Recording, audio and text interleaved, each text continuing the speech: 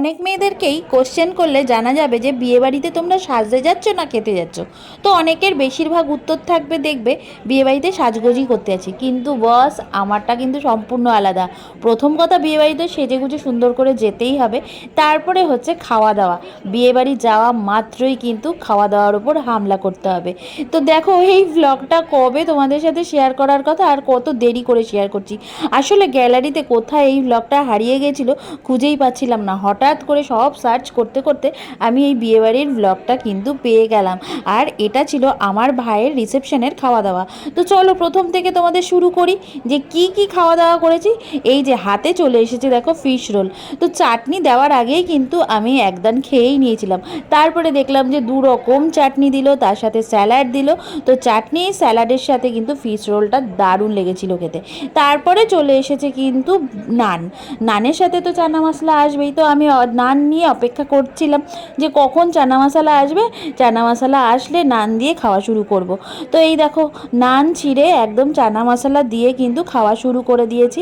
আর আমার সাথে কে কে বসেছিল খেতে, এক পাশে আমার বর আর আমার সামনের দিকে আমার দুই বোন। তো ওরা কিন্তু আমাকে রীতিমতন হাসানোর চেষ্টাই করছিল, তাই আমি ওদের দিকে বারবার করে তাকাচ্ছিলাম আর হাসছিলাম। তো আর সাথে কিন্তু এবার চলে এসেছে তুলাইপঞ্জি রাইস। আরে এটা পাতা ঠাতা আসেনি, তোমরা কি ভাবছো পাতা এসেছে? একদমই না। পাতার ভেতরে কিন্তু ছিল মাছ। আর এটা কি পাতা বলো তো? লাউ পাতা। তো লাউ পাতার মধ্যে সুন্দর করে মাছের যে রেসিপিটা হয়েছিল না, ঝাল ঝাল, বেশ ভালো লেগেছিল তুলাইপঞ্জি রাইসের সাথে খেতে। তো দেখো, এই যে খাওয়া দাওয়া করছি, মাছ খাওয়া হয়ে গেছে, এরপরে চলে এসেছে পোলাও। আর আমি বলছি আমাকে অল্প করে পোলাও দাও, কারণ আমি এক বোতলের বেশি জল কিন্তু খেয়ে নিয়েছি। আবার আমরা এক্সট্রা করে জলও অর্ডার দিয়েছি যে জলটা আরেক বোতল দিয়ে যেতে। তো তারপরে চলে এসেছে মাটন কষা। তো এই যে দেখো, আমার ভাইয়ের বউ কিন্তু আমার সাথে দেখা করতে চলে এসেছে, যেহেতু আমরা খাওয়া দাওয়া করছিলাম। তো ও এসে বলছে, দিদিভাই ভিডিও করছে? আমি যে হ্যাঁ ভিডিও করছি।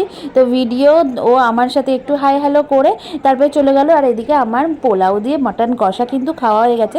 আর এদিকে দেখো, চাটনির মধ্যে দিয়ে গেছে রসগোল্লা। চাটনিটা কিন্তু দারুণ হয়েছিল খেতে। আর চাটনি তো জানোই, পাঁপড় ছাড়া কিন্তু জমেই না।